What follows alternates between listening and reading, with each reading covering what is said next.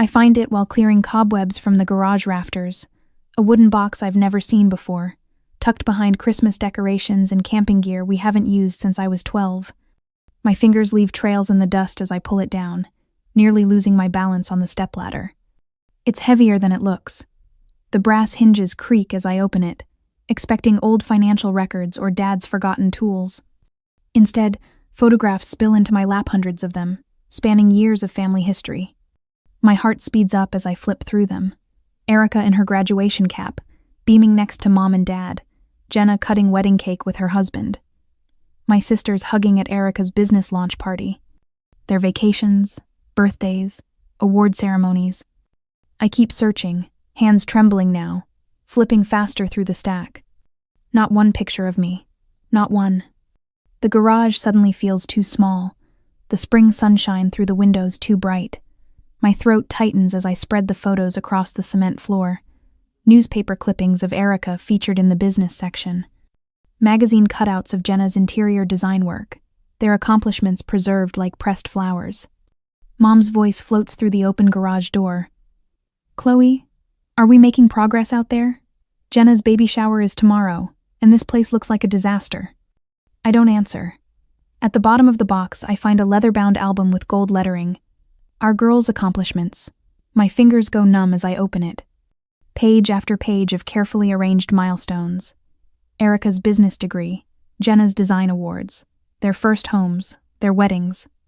Nothing of my art show ribbons, nothing of my high school graduation, nothing of me at all. I'm erased, disappeared, as if I never existed. A memory surfaces me at 16, standing awkwardly on stage at the district art competition. First place. The judge calling me a remarkable young talent. I'd searched the audience for my parents' faces, only to find their seats empty. They'd left early for Erica's dinner party, a celebration of her latest promotion. My phone buzzes. Mom again. "Don't forget we're introducing you to Mrs. Calloway tonight. She's on the hiring committee at Walton Insurance." I close my eyes, remembering Mom's standard introduction at family gatherings. This is Erica, our successful businesswoman, and Jenna, our perfect homemaker. And Chloe. Just Chloe. No qualifier, no pride.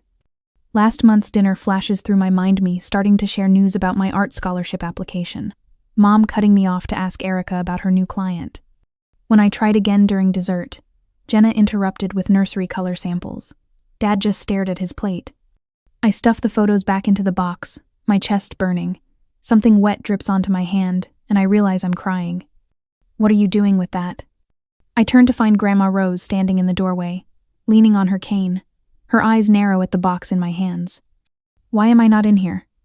My voice sounds strange, hollow. There's not a single picture of me, not one. She sighs and makes her slow way to the workbench, lowering herself onto Dad's stool. "Bring it here." I place the box between us. Grandma runs her fingers over the album cover, her mouth tightening. "Your mother has always found it easier to control what she understands," she says finally. "Your sisters followed the blueprint.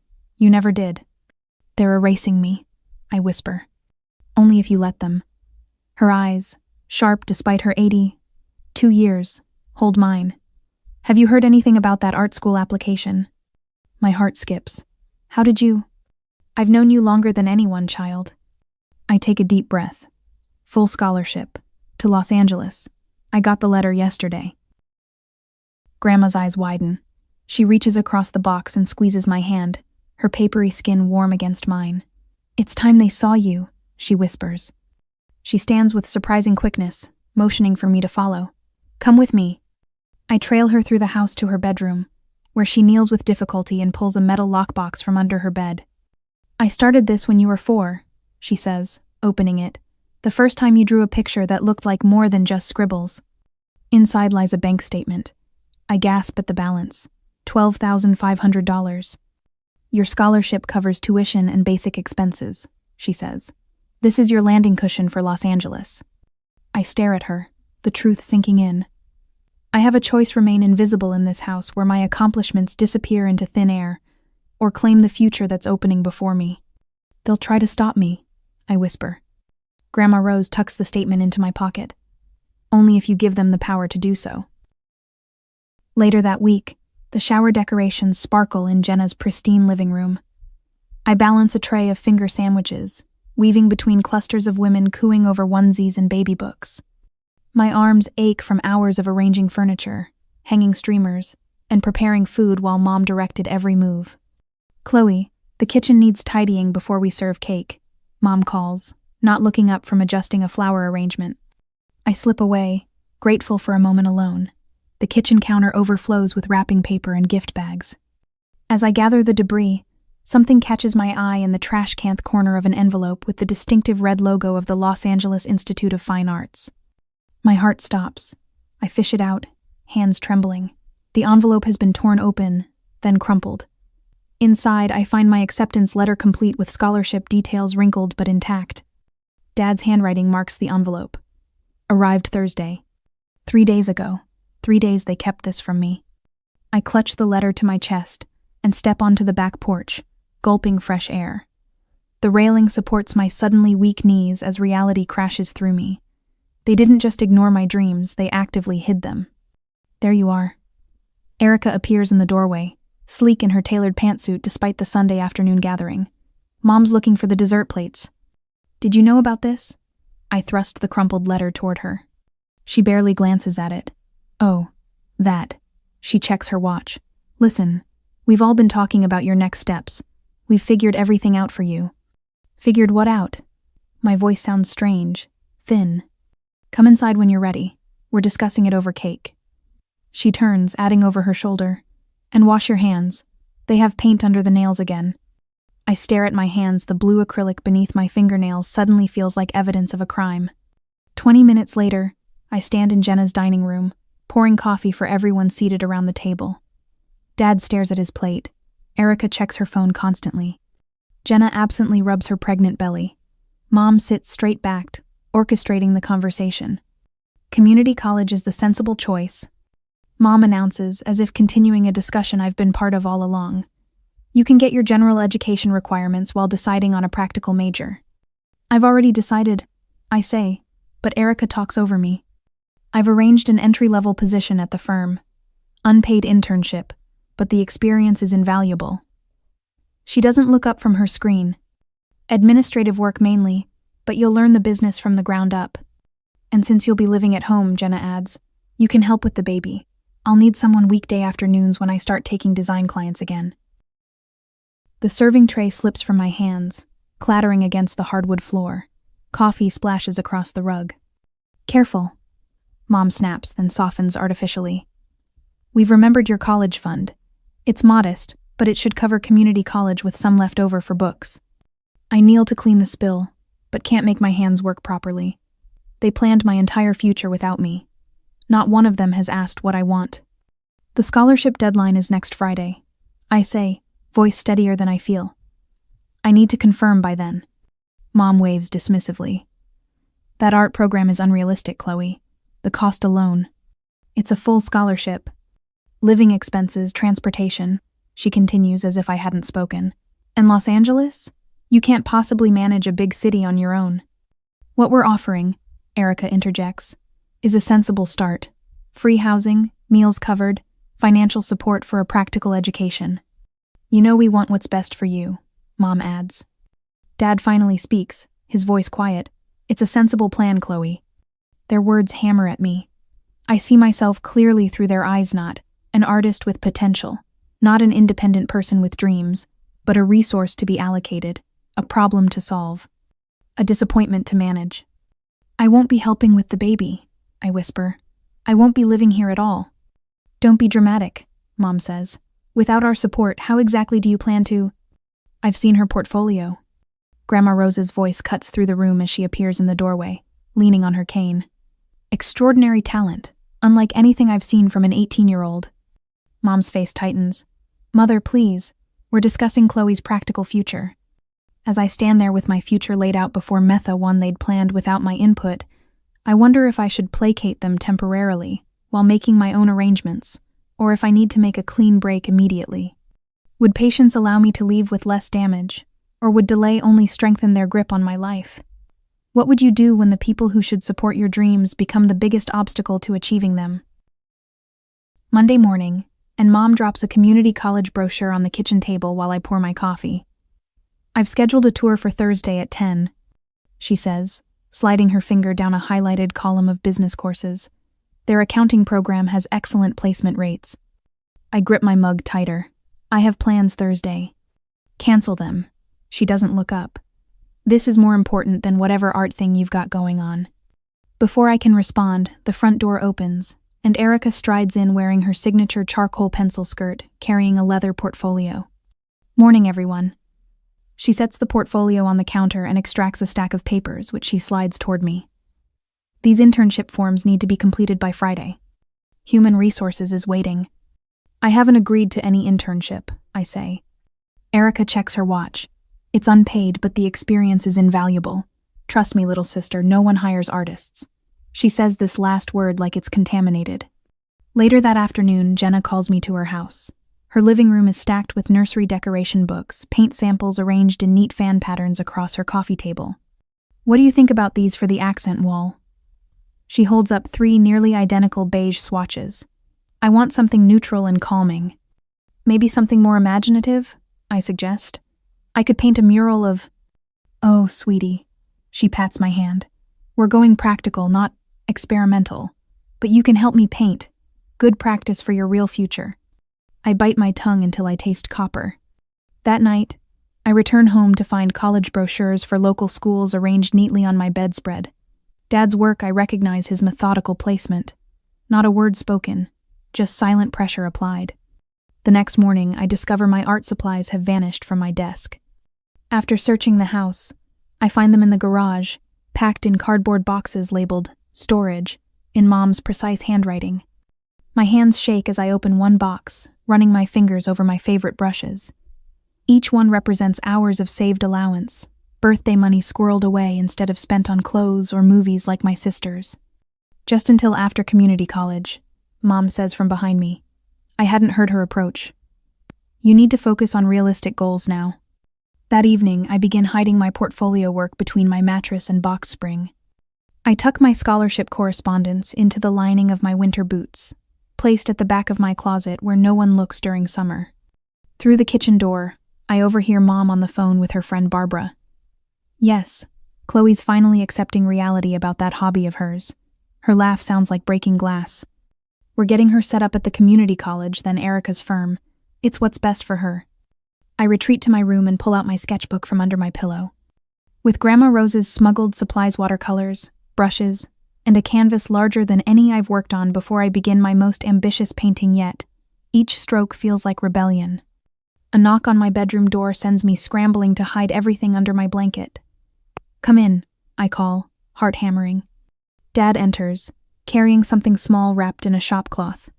He places it on my desk without meeting my eyes, then leaves without a word. When I unwrap it, I find a handcrafted wooden frame, perfectly sized for my scholarship letter.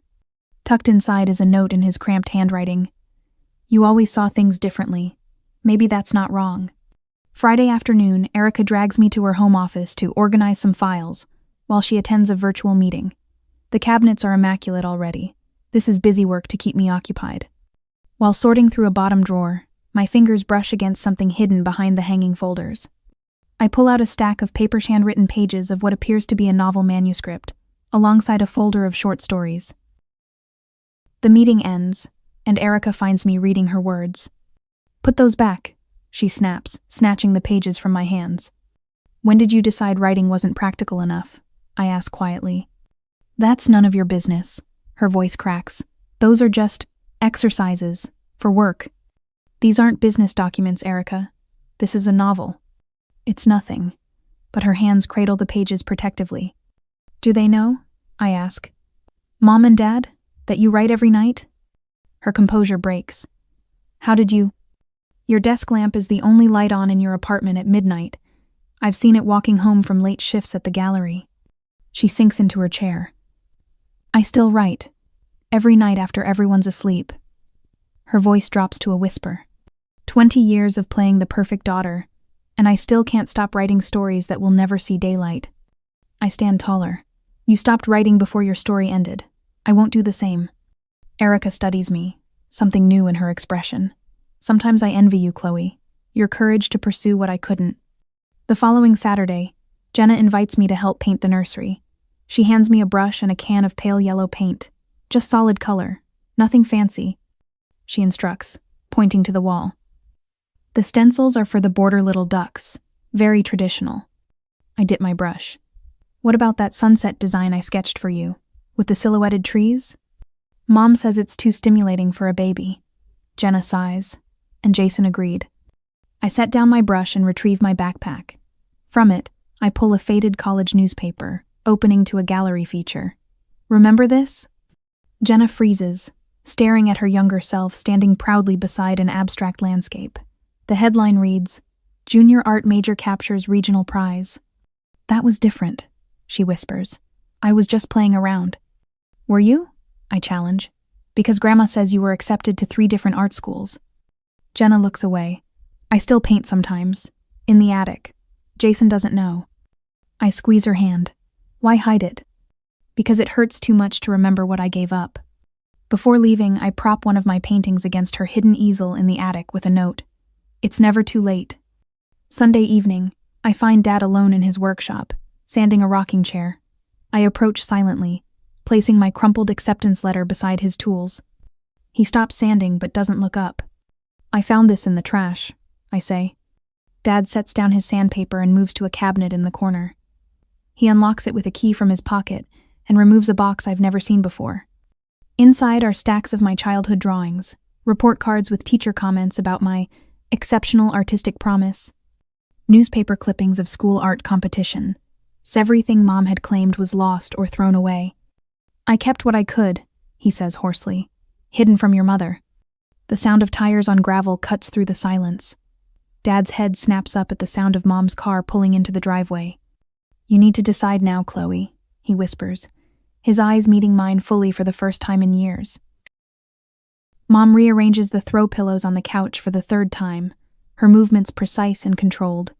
Dad stands by the fireplace, hands clasped behind his back, staring at family photos on the mantel. Erica checks her watch while Jenna fidgets with her wedding ring. The formal atmosphere in our living room feels suffocating. Chloe, please sit down, Mom says, gesturing to the armchair positioned directly across from the couch like I'm at a job interview rather than a family discussion.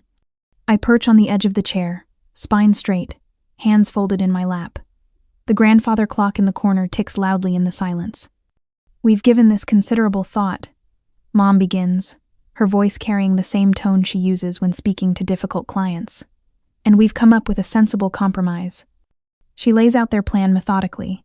Community college courses in business administration starting next month, an unpaid internship at Erica's firm 3 days a week, rent-free housing in my childhood bedroom. This gives you structure while allowing you to explore your interests, she explains, as if offering me a remarkable gift. Dad clears his throat. We've also discovered your college fund. His voice wavers slightly. It's almost enough for 4 years at Westlake Community. With the money you'll save living here, you can take art classes on the side. I notice Erica and Jenna exchange worried glances as I remain silent. Their confidence seems to falter in the face of my calm. Mom sits forward, hands clasped tightly. This is what's best for you, Chloe. What this family can support. The words hang in the air between us, heavy with finality. I reach into my sketchbook and remove 4 neatly folded documents. The familiar flutter in my stomach transforms into something steadier as I place them on the coffee table. My scholarship letter with the college letterhead clearly visible, stipend details, housing information, and the signed acceptance forms. I've already made arrangements, I say, my voice surprisingly steady. The shock registers on their faces like a wave first Dad, then Jenna, Erica, and finally Mom, whose confident expression crumples around the edges. That art school? Mom's voice rises slightly. Chloe, be realistic. You know we can't afford something so extravagant. Los Angeles is expensive. The housing alone would. The scholarship covers tuition, books, and basic living expenses. I explain calmly, pointing to the relevant sections of the letter. And I have additional funds for relocation and emergencies. Mom's eyebrows shoot up. What funds? We certainly haven't. Grandma Rose has been saving for me since I was 4. I unfold the bank statement, placing it beside the other documents. $12,000, $500. More than enough to establish myself while the scholarship covers everything else. A stunned silence falls over the room. Dad shifts his weight from one foot to the other. Erica's phone chimes with a message, but for once she doesn't reach for it. The financial leverage they thought they held has evaporated before their eyes. As the silence stretches between us, I wonder if I should soften the blow with a compromise, perhaps visiting home monthly, or deferring for a semesterer, if a clean break would ultimately be healthier for everyone involved. What would you do when reconciliation might mean sacrificing your freedom? Jenna surprises me by breaking the silence first. Do you have your portfolio here? Her voice is soft, almost timid. I'd like to see what you've been working on. Dad's eyes light up slightly. Los Angeles has excellent carpentry schools, you know. I've looked into them. He avoids Mom's sharp glance. Just out of curiosity. Erica says nothing, but I notice she's no longer nodding along with Mom's objections. She studies the scholarship letter with the same concentration she gives to important contracts. The United Front is developing cracks. Individual voices emerge from what had been a chorus of opposition. Dad shifts closer to my side of the room. Jenna leans forward with genuine interest. Even Erica's silence feels different-evaluative, rather than dismissive. Mom stands abruptly, her chair scraping against the hardwood floor. Her face flushes as she gathers herself to full height. If you walk out that door, she says, voice trembling with emotion, you are no longer part of this family. Dad stares at the floor, his shoulders hunched. Jenna gasps, one hand flying to her mouth. Erica looks away, suddenly fascinated by the pattern in the carpet. Family doesn't control Margot, it supports. We all turn to see Grandma Rose standing in the doorway, leaning on her cane. Her eyes, sharp and clear, move from Mom to me with quiet understanding. I stand without a word and walk toward the stairs. Each step feels both heavy and freeing, like shedding a skin that's grown too tight. I can feel their eyes on my back as I begin the journey to my room to pack the first real step toward becoming visible. After I got accepted, my mother did her best to keep me from my dream. One morning, I hear Mom's voice rising from downstairs, her words clipped and professional. The same voice she uses with difficult clients. Yes, this is Margot Bennett. There's been a mistake with my daughter's acceptance. Her voice cracks slightly. Chloe Bennett. She won't be attending your program after all. My fingers freeze on the sketchbook I'm packing. I creep to the stairwell, listening. What do you mean you need to hear from her directly? I'm her mother. I slip back to my room, continuing to fold clothes into my suitcase. The scholarship confirmation papers are safely tucked in Grandma Rose's purse, away from Mom's desperate hands. Mom appears in my doorway, phone clutched so tightly her knuckles have whitened. They're being difficult, she says, trying to sound casual despite her trembling hands, but we'll sort it out.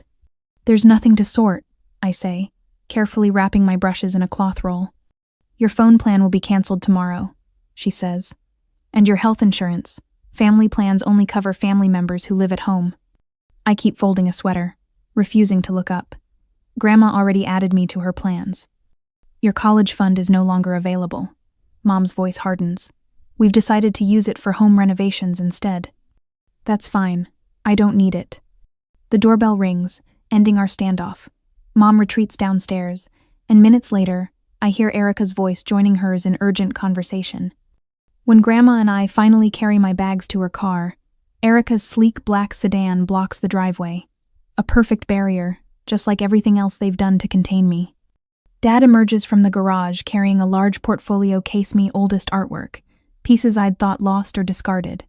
He places it carefully in Grandma's trunk without meeting Mom's furious gaze.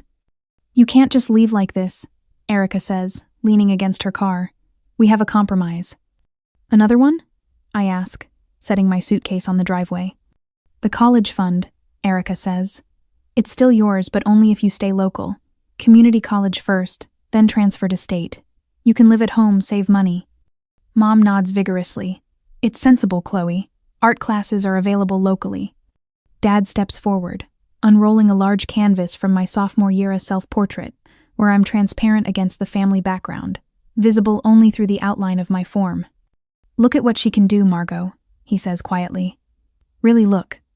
Mom glances at it dismissively. Hobbies don't pay bills, Richard. I take a deep breath, steadying myself against the car. You've had 18 years to see me. I can't wait any longer for you to try. A minivan pulls up behind Grandma's car. Jenna steps out, her husband following with a large wrapped package. We heard you were leaving today, Jenna says, approaching with an uncertain smile. Housewarming gift. They place the package and my hand sits heavy, square. It's an easel, they explain. Portable, adjustable height. We thought you'd need one. I accept their gift without crying, though my throat tightens. This small acknowledgement means more than they could possibly understand. I have a gallery showing arranged, I say, addressing everyone now, for incoming scholarship students. Opening night is next month. Mom scoffs. Artists don't make money, Chloe. This isn't practical. You'll be waiting tables within 6 months. I unzip my portfolio and pull out a folder containing 3 commission contracts, each with deposit checks attached. These are already paid. A children's book illustration, a mural for a pediatric clinic, and portrait work for a family. Erica steps forward, examining the contracts with her business-trained eye. She flips through my portfolio samples, her expression shifting as she reaches the final pages. She's better than I ever was, Erica says finally, turning to Mom. Better than I would have been, even if I'd continued. Dad moves to stand beside me, his hand resting lightly on my shoulder. I've watched you erase her for years, Margot. I won't help you do it anymore. The driveway falls silent. Mom stands alone near the garage door, arms crossed tightly across her chest. Erica shifts uncomfortably between us, while Jenna moves closer to me, her eyes on the ground. Family isn't control. I say, my voice stronger than I've ever heard it. It's support. And this has only gone one way. Grandma starts the engine, and I slide into the passenger seat. Through the window, I watch Mom's rigid posture, her face a mask of betrayal and confusion. Jenna waves hesitantly. Erica just watches, her expression unreadable. Dad appears at the side of the car with a small overnight bag. Room for one more? He asks Grandma. She nods, and he climbs into the back seat. As we pull away, Mom remains frozen in the driveway, with Erica and Jenna standing awkwardly between us, torn between loyalty to her and the truth they've finally acknowledged. We drive past my high school, and I press my palm against the cool window as we pass the art room where Mrs. Layton first told me I had real talent. The place where I first allowed myself to believe I might be more than just Chloe. You know she might never understand, Grandma says quietly. I know. I watch the school disappear behind us. But I can't make myself smaller to fit into the space she's allowed me. Dad clears his throat. Sometimes the bravest thing isn't leaving, he says. It's refusing to disappear. The highway entrance approaches, pointing west toward Los Angeles and everything waiting beyond. I don't look back. The morning light floods through the windows of my studio apartment, casting golden rectangles across my canvases. I step around a half-finished painting, careful not to knock over the cup of brushes soaking on my makeshift coffee table. 3 months in Los Angeles, and I still marvel at how the decisions are all mine now: when to eat, what to paint, which classes to prioritize. Your composition shows remarkable maturity, Professor Winters had said yesterday, adjusting her glasses as she studied my latest work. I hadn't stammered or deflected the praise. I'd simply nodded and asked specific questions about technique. My phone buzzes from somewhere under a sketch pad. Mom's name flashes on the screen, the 3rd call this week. The familiar twist of anxiety rises, then settles back down as I silence it. I'll call her back when I'm ready, not because I feel obligated. I stand back from the nearly finished centerpiece for tonight's exhibition. Family Portrait shows 3 birds in an ornate gilded cage, while a 4th soars beyond the open door. The brushwork is confident, each stroke deliberate. Professor Winters selected it for the showcase personally. The student gallery buzzes with conversation hours later. Unlike my high school art show, where I'd scanned empty chairs for my family's faces, these people are here specifically to see my work. A woman in a flowing scarf stops before my painting. The symbolism is striking, she says. What inspired this piece? Months ago, I would have mumbled something vague, afraid to claim my story. Instead, I meet her eyes. It's about finding the courage to fly when staying in the cage feels safer. My voice carries across the room without wavering. Sometimes freedom requires leaving behind what's familiar. When I sign the gallery guest book later, I write simply, Chloe, not Chloe Bennett. My name stands alone, complete without family context. There she is, calls a familiar voice. I turn to find Dad Richard making his way through the crowd, taller than most of the art students. His beard has more gray than I remember. Behind him, Grandma Rose beams with undisguised pride. My granddaughter, the professional artist, she announces to a nearby couple examining my watercolor series. They nod appreciatively. Dad carries a small wooden box. I brought something for you. He opens it to reveal exquisitely carved frames, each one perfectly proportioned for my exhibition pieces. The wood grain catches the light, highlighting the hours of careful craftsmanship. I'm teaching woodworking at the community center now, he explains, running his finger along a frame's beveled edge. 3 classes a week. I touch the frames gently, noting how he's matched each wood type to complement the colors in my paintings. A week after the exhibition, a package arrives at my door. Inside lies Erica's first published short story in a literary magazine. The byline reads, E.B. Nightingale, Mom's maiden name. Nestled beneath it is an envelope from Jenna, containing photographs of her nursery. Instead of the generic teddy bears Mom had suggested, the walls showcase hand-painted murals, whimsical forests with animals hiding among the branches. We had the baby last Thursday, Jenna's note reads. We named her Eden, for freedom and rebirth. I finally picked up my brushes again. That evening, I add a new piece to my wall gallery. It's a faded photograph Dad saved of 4-year-old me clutching my first painting messy handprints that vaguely resembled a bird. Underneath, I place a small brass plaque, the day you started flying.